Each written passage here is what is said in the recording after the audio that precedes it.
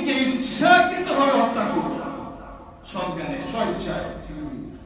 ওয়া ইয়াকতুল মুমিনান মুতাআম্মিদান, কেউ যদি কোন মুমিনকে হত্যা করে অন্যায়ভাবে, একটা আছে যে রাষ্ট্র বিভিন্ন আচার কার্য শেষ করে তাকে দোষী সাব্যস্ত করে যেভাবেই হোক, সেটা একটা বিষয়। আরেকটা হচ্ছে যে নিজে জেনে বুঝে সজ্ঞানে স্বেচ্ছায় কাউকে হত্যা করে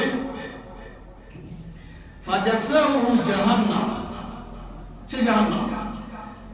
আল্লাহ তাআলা তার ব্যাপারে জাযা উজরত জাহান্নাম পরিষ্কার, এখানে কোনো ব্যাখ্যা নেই। আল্লাহ তাআলা বলেছেন ফাজাসাহু জাহান্নাম।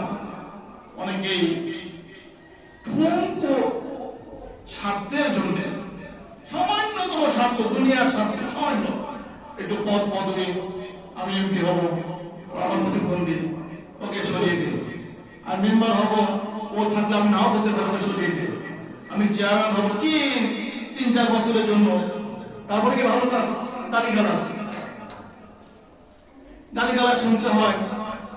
এই ছোট্ট একটি পদের জন্য আপনি জীবন নষ্ট করে দেন। ছোট্ট একটি পদ, মেম্বার হবে, হয় না ভাই? অনেক হয়। ওই লোকটা যদি দাঁড়ায়, আমার প্রতিদ্বন্দ্বী হয়, তাহলে ওকে মানুষ বেশি ভোট দিবে, ওকে সরিয়ে রাস্তার কাটা সরিয়ে ফেল, বাস আপনি লোক ঠিক করে আপনি কি করবেন? ওই পদে গিয়ে আপনার নিয়ত মানব সেবা না, আপনার নিয়ত হচ্ছে আপনি নিজে একটু করে যাবেন। এবার মেম্বার